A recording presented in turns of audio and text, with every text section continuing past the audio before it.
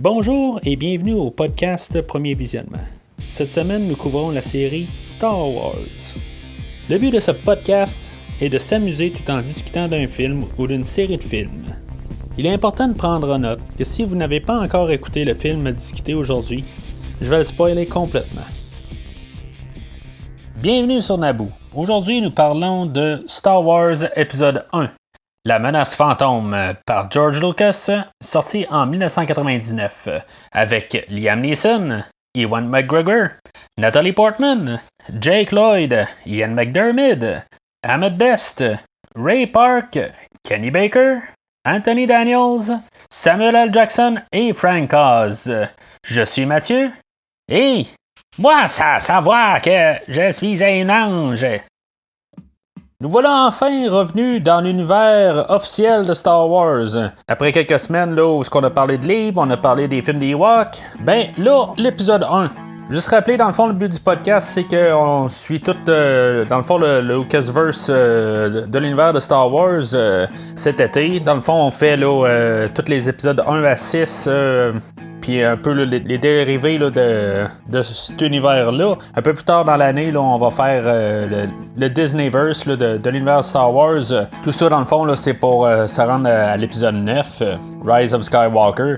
Alors, tout d'abord, avant de commencer de parler du film, on va parler, dans le fond, de qu'est-ce qui s'est passé plus en arrière là, de la production. Là. Dans le fond, George Lucas, il était pas trop sûr qu'il voulait aller faire la suite de Star Wars.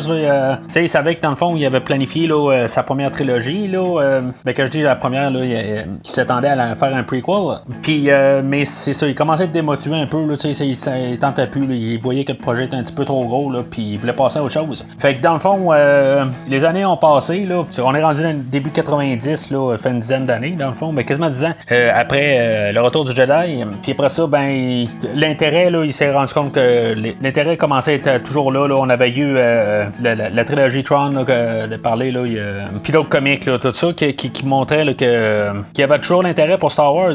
En même temps, en réalisant que la technologie là, pouvait le permettre là, à faire plus sa vision de la chose. Fait que il a décidé là, de s'en aller là, en direction là, de créer là, la trilogie prequel. On va regarder juste un petit peu petites affaires techniques de même. Si tu as remarqué en rentrant, là, j'ai pas dit la guerre des étoiles, j'ai dit Star Wars.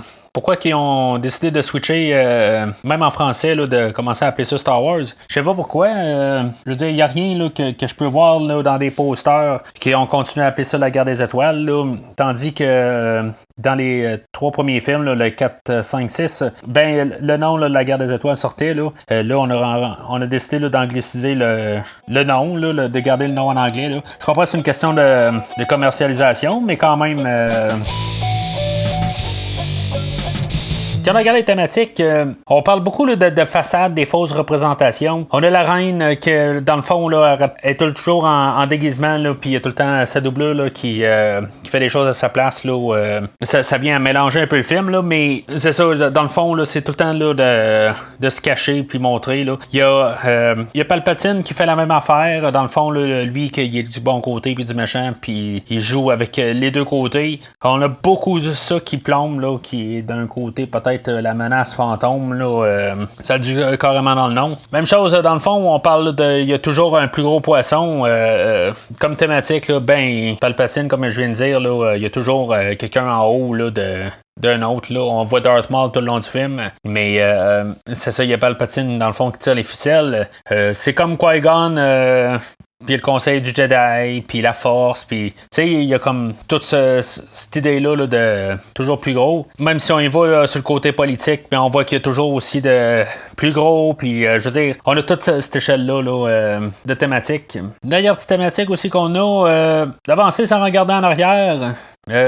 C'est dit verbalement là, par la mère Anakin qui a dit de pas regarder en arrière puis d'avancer. On a ça pour Anakin dans le fond pour qu'il avance dans sa vie, dans sa carrière. On a Qui-Gon aussi qui avance comme avec sa foi en Anakin. Aussi c'est démontré là, par la reine là, qui décide là, de suivre les Jedi au début. Puis je veux dire c'est une autre thématique là, qui va quand même là, une idée qu'on voit tout le long du film, là, même avec les Gungans à la fin. Là. L'histoire est assez simple, dans le fond. Là, autant de tout ce qui est spectaculaire, là, en bout de ligne, là, si on résume tout le film là, en quelques mots, là, on va pouvoir dire que c'est sensiblement l'ascension d'Obi-Wan Kenobi au titre de Jedi en rencontrant Anakin Skywalker. C'est pas mal le film qu'on a aujourd'hui. On a le personnage de Qui-Gon, que dans le fond, qui est le mentor Obi-Wan.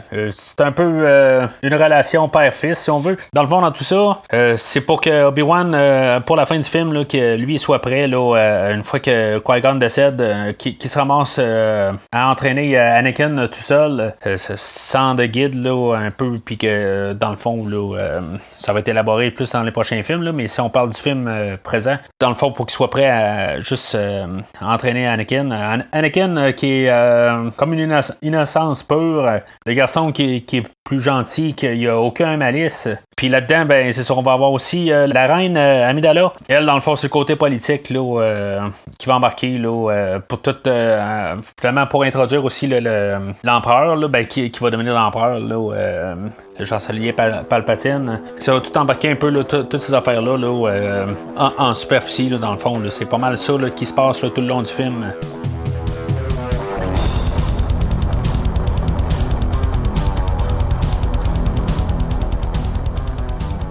Fait que le film ouvre comme les films précédemment, là, avec le logo Star Wars, puis le texte là, simplement là, qui dit où est-ce qu'on est rendu. On regarde un peu le texte, là, dans le fond, là, il parle de confusion, de fédération commerciale, de la planète Naboo, de congrès, de république. Je veux dire, tous des termes là, quasiment qui parlent généralement là, de politique. Je sais pas, on est un film pour enfants. George, il dit tout le temps que Star Wars était conçu là, comme des films pour enfants, là, mais là, on met tous des termes de politique. George Lucas, dans le commentaire, il dit tout le long, dans le fond, qu'il travaille là, sur l'aspect visuel pour dire l'histoire et non en fait verbal. C'est une affaire qu'il faut à peu près garder en tête là, tout le long du film. En fait, de verbaliser, là, qu'est-ce qui se passe, là, je trouve ça très mêlant, là, que ce soit un adulte ou un enfant là, qui lit ça, ça n'a pas de sens, là, tant qu'à moi, là, pour un film d'enfant, là, de mettre autant de complications, de complexité là, dans l'histoire. Là. On aurait pu mettre ça pas mal plus simple, comme l'histoire, juste un petit peu, là, moins mettre là, tous des termes là, de politique, puis même un peu plus tard, là, ça va même ralentir le film. Là. Fait que tout ce que j'ai à dire là-dessus, on va avoir l'introduction là, de Qui-Gon puis Obi-Wan au début, là, puis on va utiliser là, des termes de Padawan. On ajoute un peu des termes là, qu'on n'a pas vu là, dans l'univers cinématographique. Là, on va me dire que, ouais, mais dans les livres, on a commencé à en parler, tout ça. Moi, je parle strictement des films. Oui, j'ai parlé de 3 livres, mais les 3 livres, je les garde à part. C'est un podcast bonus. Tu sais, je parle plus là, des gens en général. Puis quand on parle juste de Star Wars, l'univers cinématographique, on devrait avoir là, un peu de cohérence. Puis là, tout d'un coup, on embarque des termes comme s'ils ont toujours été là. Mais d'un côté, c'est pas grave. Tu sais, je veux dire, dans le fond, en théorie, autant qu'on essaie de dire qu'on est le premier, on est rendu quand même au 4e film. George Lucas va dire, la meilleure manière là, d'écouter les films, c'est 1, 2, 3, 4, 5, 6. Mais en fait de narratif, l'histoire est vraiment faite là, d'un côté où ce qu'on sait déjà les choses qui se sont passées dans le 4, 5, 6. Alors, toujours tant qu'à moi, la meilleure manière d'écouter les films sont d'une manière en fait de sortie et non en fait de numéro d'épisode. Fait que Qui-Gon et Obi-Wan là, ils arrivent là, sur une petite base là, dans le fond, là, contrôlée là, dans le fond par en guillemets là, c'est les méchants du film là, c'est les vice-rois là, c'est des genres de marionnettes là, simplement là, c'est des Nemoidians. Je sais pas, tu sais, ils ont pas de l'air crédible, mais en bout de ligne, ça reste eux autres, les méchants du film. Puis ça reviendra jamais crédible. C'est juste qu'on se met à y penser que c'est vraiment eux autres qui contrôlent le film. c'est un petit peu ridicule. Oui, on va voir l'empereur qui est en arrière d'eux autres, puis oui, il va y avoir Darth Maul, mais c'est vraiment eux autres qui tiennent le film. Fait que ça dit un peu comment que le film s'en va. Là. On a une petite scène d'action qu'on voit un peu là, les avancées technologiques tout de suite en partant, là, où on a l'introduction des robots aussi, là, les droïdes là, qui remplacent les Stormtroopers. Ce que George Lucas dit, on part avec des robots qui dans le fond qui tirent pas tout à fait bien, puis ils sont très fragiles. C'est pour ça que dans le fond, quand on va arriver au deuxième, puis au troisième, là, on va parler de Stormtrooper là, qui va peut-être tout en avancer là-dessus. Bon, je pense qu'il fallait quasiment que George Lucas le dise. Parce que dans le fond, les Stormtroopers tirent pas bien mieux. Là. On a pu le voir là, dans les 3 autres films. Là. Fait que dans 3 films, ils ont réussi à tirer dans l'épaule à Leia. Puis c'est à peu près ça qu'ils ont réussi à faire.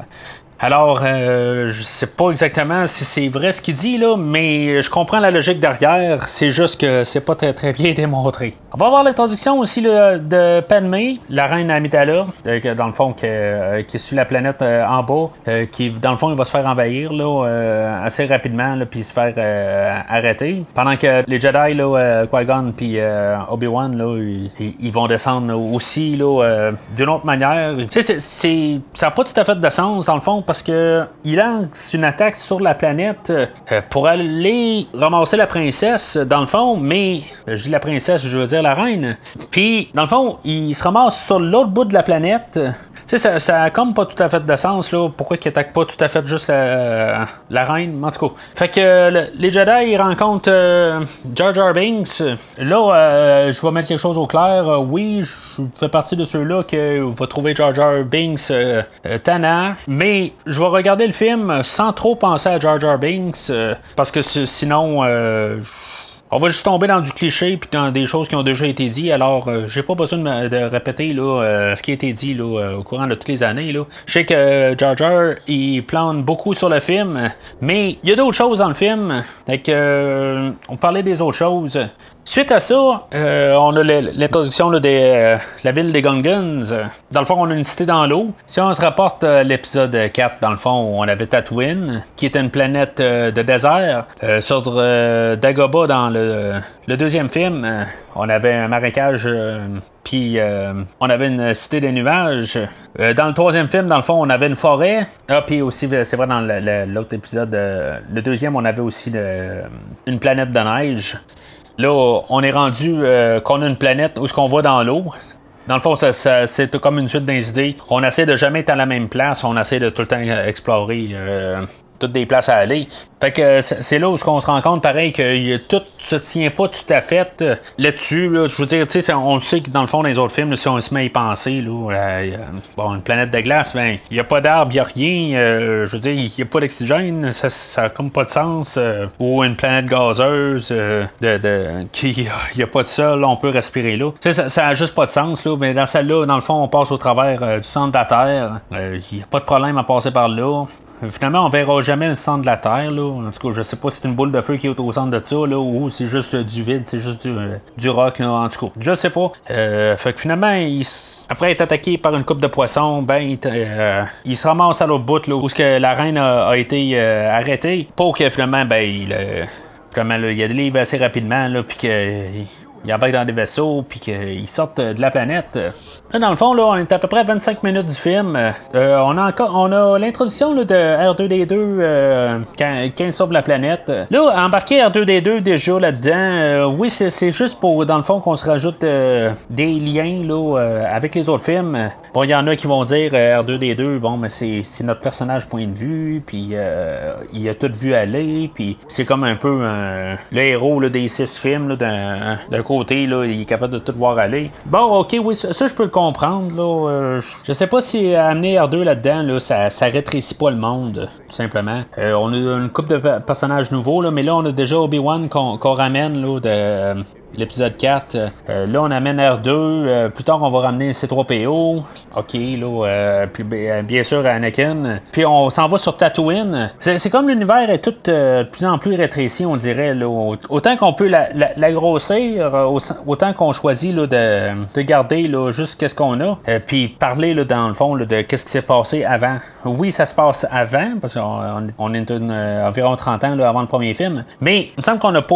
On met pas des libertés, là, en fait, là, puis on fait juste réutiliser là, des chantiers battus là, des 3 premiers films. Fait que Darth Maul, c'est ça, il commence à faire ses recherches, là, puis pour les trouver, là, tu sais, il réussit à les trouver au travers là, de toutes les planètes, mais une fois qu'il est rendu sa planète, ben, je veux dire, il se met à rechercher un peu partout, mais sur la planète. Ça se tient pas tout à fait, là, mais en tout cas, c'est pas grave, là, tu sais, on veut pas vraiment voir tout exactement qu'est-ce qu'il fait, là. Il y a un bout tout ce qui parle là, de qui va avoir sa vengeance. Bon, encore comme j'ai dit, là, il y a probablement là, des livres là, qui en parlent puis tout ça. Mais ça aurait été le fun de l'avoir dans le film ici, de savoir un peu sa motivation. On l'aura jamais ça, fait que c'est bien plate. Fait que nos héros arrivent sur Tatooine. Il faut qu'ils réparent leur vaisseau là, parce qu'il est endommagé. Là, puis c'est ça, Qui-Gon, Padmé, Jar Jar Binks, puis R2 là. Ils se ramassent là, sur Mos Espa. C'est pas la même ville là, que Mos Eisley là, dans l'épisode 4. Ils vont trouver le marchand Watto. Puis dans le fond, lui, dans le fond, c'est le maître à Anakin Skywalker. C'est là où on va tomber sur Anakin Skywalker. Anakin et sa mère, dans le fond, c'est des esclaves. On va apprendre qu'ils travaillent pour les Hutt, là. Tu sais, Anakin, il va faire rentrer tout le monde chez lui, là, sans demander l'approbation là, à sa mère, là, tu sais, je veux dire, free for all. Bon, c'est des esclaves, là, peut-être qu'ils sont tellement habitués là, de tout encaisser puis tout laisser le monde rentrer chez eux. Là. C'est possible, là, on n'explore pas ça. Tu sais, on voit que Shmi, sa mère, a quand même. C'est d'un côté une bonne mère, là. Tu sais, qu'elle essaie d'apprendre des valeurs à Anakin, là, puis c'est ça que dans le fond, qu'Anakin, là, il va utiliser contre elle, là, pour pouvoir la convaincre là, d'aider Qui-Gon à pouvoir récupérer les pièces, là, puis dans le fond, qu'il fasse le pod race, là. Il va dire, dans le fond, là, que le monde ne s'aide pas dans l'univers. Puis en tout cas, c'est ça. Fait que finalement, il va l'avoir par les sentiments. Là. On apprend que, dans le fond, c'est un mécanicien. Puis que, tu sais, dans le fond, c'est lui qui va avoir fait C3PO. OK. Là, c'est juste encore des liens, là, comme j'ai parlé un peu plus tôt. Puis même un lien inutile, là. J'en avais pas besoin de ça. Là. C'est sûr que dans le fond, il voulait juste comme montrer là, la première fois où ce que R2 et C3PO se rencontrent. Là. Puis là, dans le fond, Anakin va travailler sur son pod racer, là, dans le fond, puis je sais pas, il va se blesser là, en faisant là, tout le montage. Tu sais, il était pas monté, mais finalement, on dirait que genre en 24 heures, là, il a réussi à monter le restant de son pod. Là. En tout cas, les derniers ajustements se font en une journée, tu sais. C'est pas très très convaincant, là, tant qu'à moi, là, il aurait dû être déjà prêt, là, en tout cas. Au pire, c'était une touche de peinture qu'il aurait eu besoin, là, en tout cas, peut-être pas un coup de mécanique, là, tu sais. En tout cas, fait que Qui-Gon, il va faire un test sanguin à Anakin, là, puis il va parler de médicaments, là. OK, ils ont rajouté une affaire, là. Dans le fond, c'est des cellules, là. En tout cas, c'est ce qui influence, là, tout ça. En tout cas, ils vont tout expliquer ça. Honnêtement, j'ai pas de problème avec ça, là, que dans le fond, la force, c'est peut-être des médicloriens, là. Là, on va apprendre que, dans le fond, Anakin, il a pas de père. Il a été conçu, là, par les médicloriens. Puis là, on va faire allusion à ce que c'est un élu. Tu sais, dans le fond, on voit le destin là, de Anakin jusqu'à sa mort. Tu sais, qu'on a vu l'épisode 6. OK, ça serait supposé être un élu, mais je comprends pas à partir de là. OK, il va amener la balance du bon et du mauvais. Là. C'est ça qu'on veut nous faire à croire, dans le fond. Là. On essaie de nous montrer ça dans un côté positif. Finalement, on a le négatif. Là, il devient méchant. Ça, on le sait à cause des films précédents. Ce qu'on nous dit, dans le fond, c'est que les médicloriens ont créé un être pour faire un ballon, tout simplement. Il n'est pas nécessairement spécial. Je veux dire, parce que dans le fond, il va juste vivre sa vie, puis OK, il va virer du mauvais côté. Mais, en bout de ligne, il n'est pas plus spécial. Tu sais, il y a juste plus de médicloriens dans lui, là. Mais c'est pas comme s'il est capable de faire plus qu'un autre, là. C'est ce que moi j'en déduis, là. En tout cas, tant qu'à moi, là, peut-être qu'on n'aurait pas dû juste rajouter de cette petite section-là d'élus, là, puis de médicloriens, là. Fait qu'on se ramasse au pod race. C'est à partir de là, dans le fond, là, on est à 1 heure du film. Aussi étrange que c'est à peu près là où ce que moi je me sens dans un film de Star Wars. On oublie un peu la politique en arrière. C'est juste un peu... c'est du fun. Tout simplement, on a des effets visuels. Star Wars est en gros juste un divertissement visuel, plus qu'un casse-tête là, d'histoire. Puis c'est ce qu'on a là, pour une dizaine de minutes. Si on regarde dans le temps, là, ben, dans le fond, il y a eu beaucoup de publicité là, sur le pod race.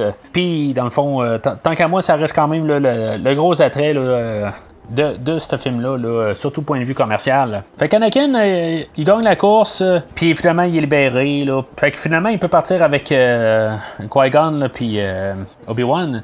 C'est juste à penser là, que dans le fond, là, Shmi, la mère à Anakin, elle laisse aller de même, là. Il n'y a pas de problème.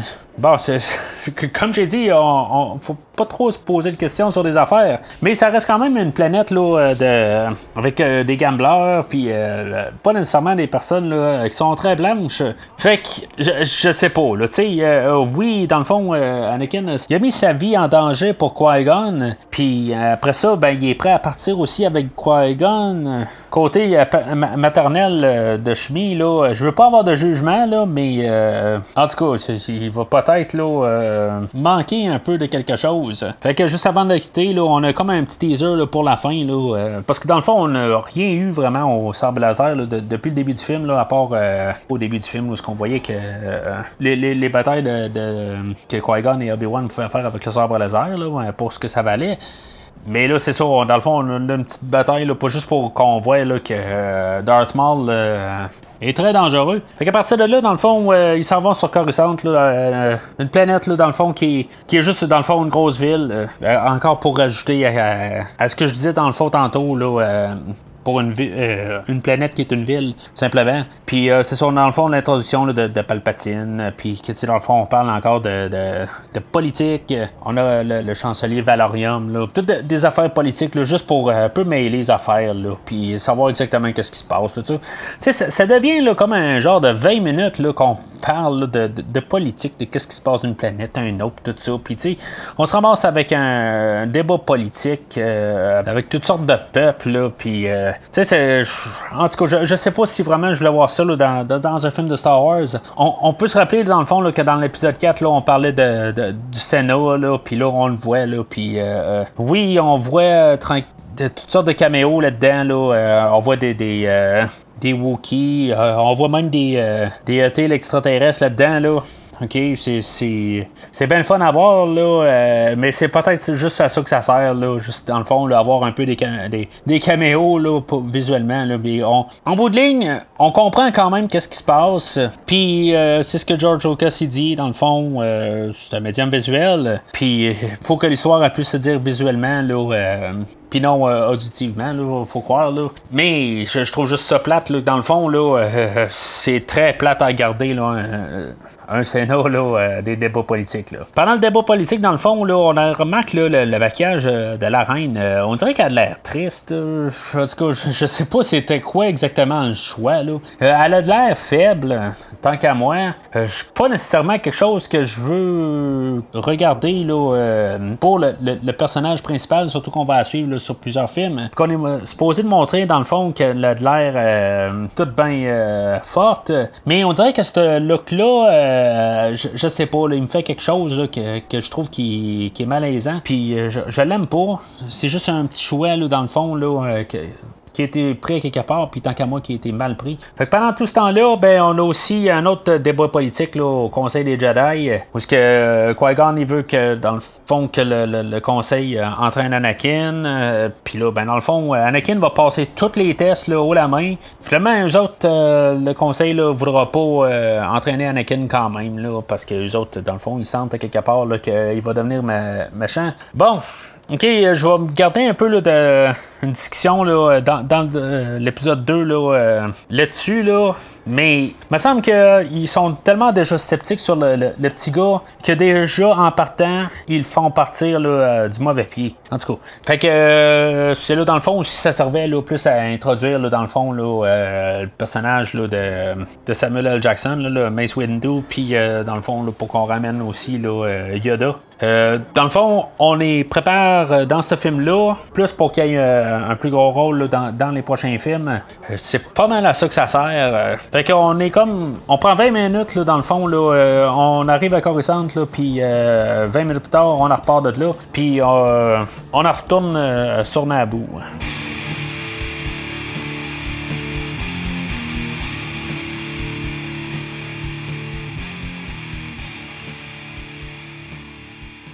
Fait qu'on en revient sur Naboo pour finalement là, avoir la finale du film. On va lancer des attaques là, dans pas mal toutes les directions. On va avoir le champ de bataille avec les Gungans. On va avoir une attaque dans l'espace là, avec Anakin. Puis on va avoir la reine là, qui. Puis les Jedi là, dans le fond là, qui rentrent là, dans le château. Là. Mais ça me fait penser, là, quand on retourne un peu au début du film, là, on disait que c'est dans le fond que les Gungans étaient dans l'eau. Puis là, ils sont plus dans l'eau, parce que supposément qu'ils ont été attaqués, peut-être, là, ou en tout cas qu'ils avaient réussi à se sauver de là. Puis que finalement, là, ils sont dans une place secrète là, dans les bois. Moi, ce que je comprends pas là-dedans, c'est que pourquoi avoir été dans l'eau au début? Tu sais, il me semble que c'est une opportunité manquée d'avoir fait une attaque dans l'eau. On a eu sur la glace, on a eu dans l'espace. Là, on pouvait faire quelque chose dans l'eau. Tu sais, on l'a tout montré au début. On a eu un petit peu d'affaires qui s'est passé, mais là, on aurait pu avoir toute une grosse scène dans l'eau. Je comprends pas pourquoi qu'on a fait ça, là, exactement. Là, il me semble qu'on revient là, sur des choses qui ont été vues là, dans les autres films. On va avoir, dans le fond, c'est ça, Anakin là, qui va se ramasser là, dans la bataille spatiale. Je comprends pas tout à fait. Il n'y a rien de vraiment bien fun dans cette section de bataille-là. Anakin, dans le fond, c'est plus une formalité là, pour montrer là, qu'il fait quelque chose pour la fin, là, mais en bout de ligne, là, c'est juste du hasard. OK, il y a la force, là, mettons. Là, mais ça reste quand même au ridicule. Ça a comme pas rapport, là. Je sais pas. On aurait peut-être dû avoir un autre personnage qu'on tenait, qui fait partie là, de cette bataille-là. Un petit peu là, comme la fin du Retour du Jedi, là. Je sais pas. C'est sûr qu'on va remarquer que les effets spéciaux sont mieux faits. Là. Tant qu'à moi, là, ils paraissent mieux à l'écran. Bon, il y en a, ils vont dire, bon, c'est des maquettes, ou c'est pas des maquettes, c'est fait à l'ordinateur, là, puis blablabla. Là. Moi, tant qu'à moi, c'est. est très bien réussi, là, pas ce qu'on voit, là, y a aucun problème avec ça. Dans le champ de bataille là, avec les Gungans, on a encore une autre scène de ridicule avec Jar Jar, dans le fond, là, qui plante des robots, là, n'importe comment, là. OK, c'est là pour les enfants, OK? C'est pas là pour moi à 37 ans ou moi à 17 ans dans le temps, ou, tu sais, c'est là pour un auditoire de bas âge. Ça, je suis capable de l'accepter. C'est un film là, familial, mais ça reste quand même une autre partie là, de la bataille, là, qui est comme à oublier, là, tout simplement, là. Je sais pas là, pourquoi qu'on devait tout faire ces trois plans d'attaque-là, puis finalement, il y en a deux, là, qui servent à pas grand chose. Que je dis trois, ben là, il y en a une qui va se splitter en deux là, avec l'apparition de Darth Maul. Mais je vais continuer quand même avec le troisième plan d'attaque là, où ce que la reine puis les Jedi là, rentrent dans le château. Encore là, c'est quelque chose qui tombe quand même assez à plat. Je veux dire, on a une bataille de fusils. C'est peut-être la deuxième meilleure partie là, des quatre attaques là, maintenant. Je veux dire, il se passe un peu quelque chose, mais en bout de ligne, on fait juste se tirer là, des fusils là, d'un bout à l'autre là, du corridor. Fait que ça vaut ce que ça vaut. Là. C'est dommage que dans le fond, on tient pas plus au personnage que ça. Fait que c'est là que dans le fond, là, dans le spin-off, si on veut, là, de la troisième partie, là, qui est le combat là, d'Obi-Wan puis de Qui-Gon et Darth Maul, qui est là vraiment le combat qui est le plus intéressant de la fin. Il ramasse largement, là, dans le fond, là, la finale, l'intérêt, puis le bout, le meilleur là, dans les 4 segments. On a un bon combat, là, ça nous ramène dans un univers Star Wars. Est-ce que c'est trop tard pour le film, par contre, que je veux dire qu'on a quelque chose là, qui ressent vraiment Star Wars à quelques minutes de la fin du film, dans le fond, là, pour le vraiment dernier acte? Ça, je vais garder ça, là, dans le fond, là, pour ma conclusion, là, mais je veux juste dire que par contre, ça valait l'attente. Faut juste prendre note, là, dans le fond, qu'il parlait dans les autres films, là, que les Jedi doivent rester calmes, puis tout ça. Ben, quand Qui-Gon se fait tuer par Darth Maul, ben, on sent que Obi-Wan, il est pas tout à fait calme, puis il serait, en théorie, là, sur le chemin du côté obscur, là. On se rend compte qu'il a l'air fâché plus que d'autres choses. Il est craqué, c'est un moment qui est assez plein d'adrénaline, mais on voit qu'il est pas capable de garder vraiment son calme, là. Fait que c'est ça, le film a fini assez rapide après ça. Dans le fond, c'est ça, la reine, là, dans le fond, a réussi à arrêter là, les Neimoidians, le vice-roi.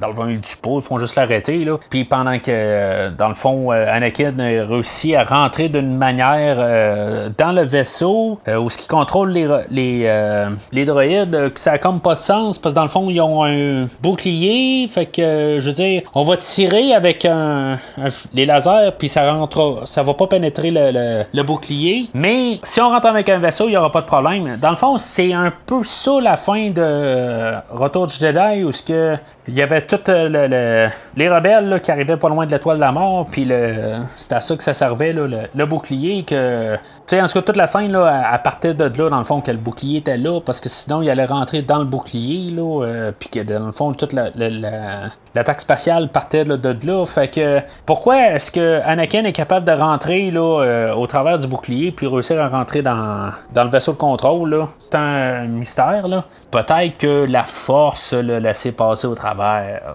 Mais en tout cas, fait qu'on a les funérailles de Qui-Gon, puis Obi-Wan dit à Anakin là, qu'il va l'entraîner, là. En tout cas, c'est une belle place pour parler de ça, là. Puis que, dans le fond, en même temps, Samuel L. Jackson... Mace Windu dit que dans le fond que l'attaqueur mystérieux était bien un Sith. Ça veut dire qu'ils ont trouvé le corps de Darth quelque part, j'imagine. Puis que j'imagine qu'ils l'ont vu coupé en deux. En tout cas, puis qu'il était mort là, tu sais. Je veux dire, pour l'avoir vu, ben, tu sais, ils doivent bien avoir trouvé un corps là. Mais à partir de là, ben c'est ça, dans le fond, c'est juste aussi en même temps là, pour quand on parle de discours là, ils disent qu'il y en a toujours deux, puis dans le fond. On finit là, sur l'image là, le plan là, de Palpatine, là, sachant que dans le fond, si on n'était pas trop sûr, ben c'est comme en train de nous montrer visuellement, il y en a deux, tu sais, le deuxième, il est là, on le voit à l'écran. Fait que si on ne savait pas, on nous le montre. Fait que tout bon film de Star Wars finit avec une fête, mis à part l'Empire contre-attaque. En tout cas, pas mieux, pas pire qu'un autre, là, tout simplement. Là, on fait juste comme rire puis fêter bien fort avec le mot paix que Boss Nass il doit crier tout fort. Ça me fait penser à Parabellum, le film de John Wick qu'on a écouté il y a quelques semaines. Si on veut la paix, faut la guerre.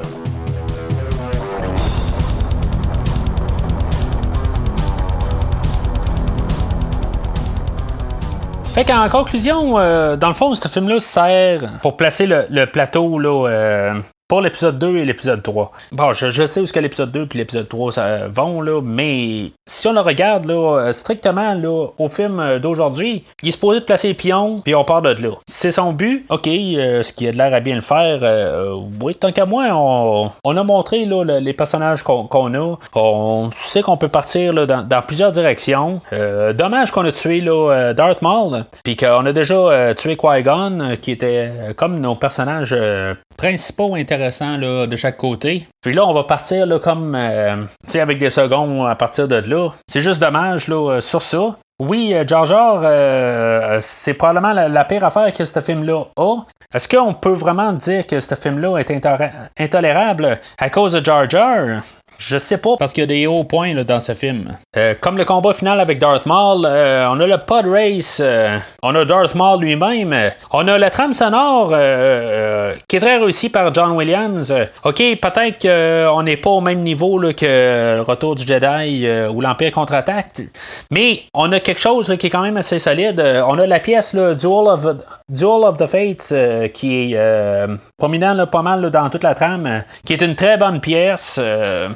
Fait que John Williams est très en forme pour le film. Mais de l'autre côté, autant qu'on a des hauts, on a vraiment des bas dans le film. Là. On parle là, dans le combat final, dans le fond, on avait celui de Darth Maul, mais qui était très haut, mais en contrepartie, que ce soit les Padmé, les vaisseaux ou les Gungans, ben, il n'y a rien. Je veux dire, c'est juste soit du drabe ou c'est pas bon. Tout simplement, c'est presque intolérable. On a le maquillage de la reine, là, je n'ai parlé un petit peu dans le scénario, mais ça devient gossant à la longue, elle est tout le temps en train de changer de face. Ok, je comprends qu'ils veulent montrer le déguisé là, pour pas qu'on sache là, ben, qu'ils changent d'actrice là, un peu partout, là, mais ça devient tannant. Les acteurs, je n'ai pas vraiment parlé de ça, là, mais on n'a pas des grands acteurs. OK, on a des présences. OK, on va avoir Liam Neeson qui comme une présence à l'écran. On va avoir Ian McDermott. On va même avoir Monsieur Zod, le chancelier Valorium, en Terrence Stamp. Mais on a Natalie Portman, on a Jake Lloyd. OK, c'est sûr que à l'âge du petit garçon, c'est bien dur là, de tomber sur la tête là, de lui, mais c'est pas le grand des acteurs. Il y a Ewan McGregor qui fait le rôle d'Obi-Wan Kenobi, il est tout bien dynamique, et ça rajoute un plus au film, sauf que il est pas mal au second plan. C'est Liam Neeson qui est dans le fond plus le principal. Alors c'est dommage qu'il était pas plus important là, que ça. Pour terminer dans le fond, là, dans les côtés qui jouent contre le film, là, ben il y a trop de complications politiques. C'est vraiment, je pense ça, là, que finalement, là, quand on regarde ça, il y a plus là, de côté là, négatif que le côté positif dans le film. Malheureusement, je pense que ça peut même pas être un jaune. Faut que je dise que c'est un rouge. Ça va être un rouge ferme, mais ça sera pas... j'ai couvert pire. Là. Je veux dire, si on regarde dans les autres séries, là, juste à écouter là, dans les séries là, d'Halloween là, ou dans la série de Transformers, il y a des pires films là-dedans. Mais pour les films qu'on a déjà eus là, dans la série, là, l'épisode 4, 5, 6, ben, le drop en qualité, puis en fait là, de juste de bout plate. Je vais dire, je peux pas endosser ce film-là, malheureusement. Alors, juste pour terminer, Darth Maul, il meurt dans le film, mais je sais qu'il revient là, dans le fond là, dans la série là, des Clone Wars qui est sortie une bonne couple d'années après l'épisode 3. Que dans le fond, là, on va faire là, le film là, qui est comme le pilote, là, dans le fond, là, le film des Clone Wars, là, dans quelques podcasts. C'est ça, j'ai lu aussi le livre là, qui s'appelle Maul Lockdown. Si des fois, ça peut intéresser des gens. Là. C'est un livre, là, dans le fond, c'est le dernier livre qui a été écrit là, dans ce qui s'appelle maintenant Legends, là, avant que ça ait été vendu là, à Disney. Juste pour résumer en gros, là, c'est un genre de Mortal Kombat là, de Star Wars. C'est des combats tout le long. Ça semble un peu aussi là, avec, dans le fond, là, la scène du Ranker dans l'épisode 6. C'est tout le temps des combats contre des monstres, contre des autres. C'est quand même assez violent. Si c'était pour être transformé en film, là, il y aurait du sang partout. Là. C'est un petit peu plus gore comparé là, à ce qu'on a vu dans Star Wars. Mais dans la générale, ça l'apporte à rien. Je le recommande pas. C'est un livre que, je veux dire, je regrette un peu d'avoir acheté, là, puis d'avoir perdu mon temps avec. Mais ce livre-là, il a été vendu comme étant un peu le complément là, du livre là, de Darth Plagueis. J'ai lu aussi ce livre-là, là, dans le fond, là, je vais en reparler là, plus là, dans le podcast là, de l'épisode 3, là, quand on va parler de Darth Plagueis. Mais dans le livre de Darth Plagueis, dans le fond, on voit un peu ce qui se passe en arrière là, des coulisses. Comme je dis, là, je ne veux pas faire le podcast là, sur des livres, mais c'est juste intéressant un peu là, de voir l'autre côté. Là. C'est plus, dans le fond, une ascension là, de Palpatine, puis son histoire, là, comment il s'est rendu là. Ça peut être intéressant à lire. C'est sûr qu'il y a un bout là, où on tombe là, dans de la politique, là, c'est un peu là, éternel un peu là-dessus, là, puis ça devient aussi mêlant et sinon plus là, que dans le film d'aujourd'hui. Là, mais peut-être que je vais recommander plus là, le livre de Darth Plagueis, là, mais ça, je vais en parler là, plus là, approfondi là, dans le podcast sur l'épisode 3 là, dans quelques semaines. Fait que c'est pas mal tout pour aujourd'hui. La semaine prochaine, dans le fond, on va poursuivre là, avec la suite de ce film-là, Star Wars épisode 2, l'attaque des clones. Pour recevoir dans le fond l'épisode là, plus rapidement, là, ben, vous pouvez vous souscrire là, sur Spotify, iTunes, suivre sur Podbean ou prendre le lien RSS. Vous pouvez suivre sur Stitcher. Sur Balado Québec, plusieurs places dans le fond où le podcast est disponible. N'oubliez pas aussi de partager si vous aimez l'épisode ou dans le fond là, de critiquer, là, donner des étoiles là, ou peu importe là, le site là, que vous ramassez l'épisode. Là, ça l'aide à faire connaître le podcast, là, dans le fond d'avoir plus d'auditeurs. Alors, d'ici le prochain épisode, que la force soit avec vous.